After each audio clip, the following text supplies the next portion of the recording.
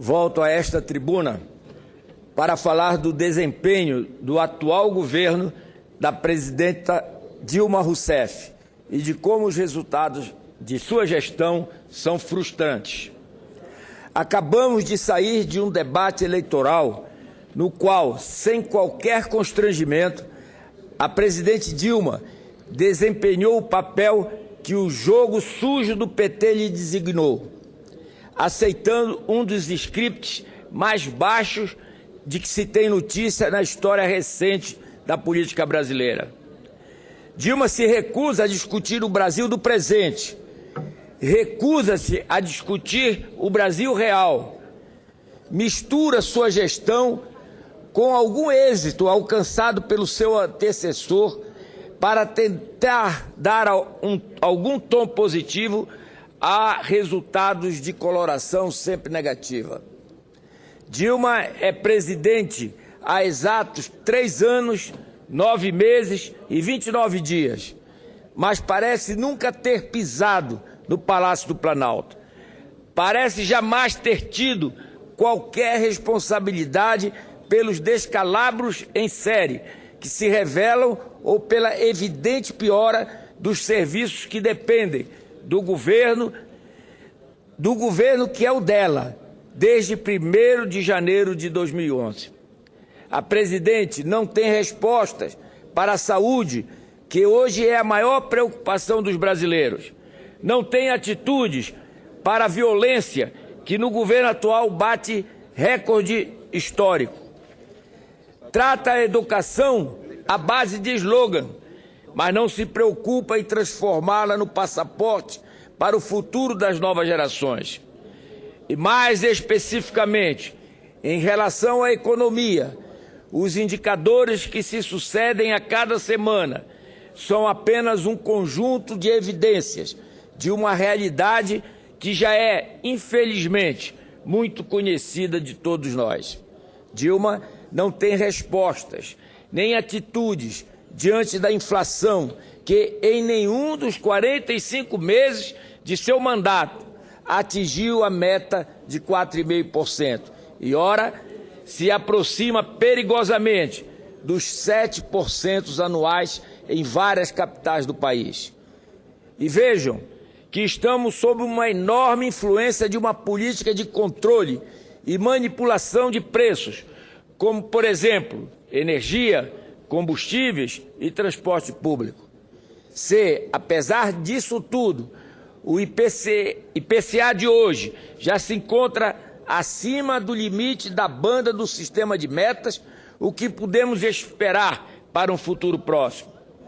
Com relação ao PIB, não há muito o que dizer. O boletim semanal Focus, divulgado no começo desta semana pelo Banco Central, informou que analistas e investidores mantiveram em 0,27% a expectativa de crescimento da economia para 2014. Vou repetir, para que os brasileiros que nos assistem pela TV Senado e nos ouvem pela Rádio Senado possam ter conhecimento da expectativa de crescimento do PIB do nosso país em 2014. Míseros 0,27% de crescimento. Se 1% já era pibinho, 0,27% vai ter que ser pibinho à enésima potência. Esse é um governo que não oferece saídas para uma economia que simplesmente não cresce. Não oferece reação a um mercado de trabalho que mês após mês mingua, com geração de empregos bem abaixo dos números apresentados em 2013. As contas públicas do país estão em frangalhos. Há tempos que não se via tamanha irresponsabilidade no trato do dinheiro que o cidadão paga em tributos e espera ver devolvido na forma de prestação de melhores serviços. As contas do governo, incluindo estados e municípios, vêm apresentando resultados ruins com exagerada frequência. Senhoras senadoras, senhoras senadoras, senhores senadores. O governo insistentemente gasta mais do que arrecada. A regra é as despesas crescerem o dobro das receitas. Sem muita surpresa, o governo não cumprirá a meta de economia prometida para este ano, mesmo fazendo todas as maquiagens possíveis e imagináveis.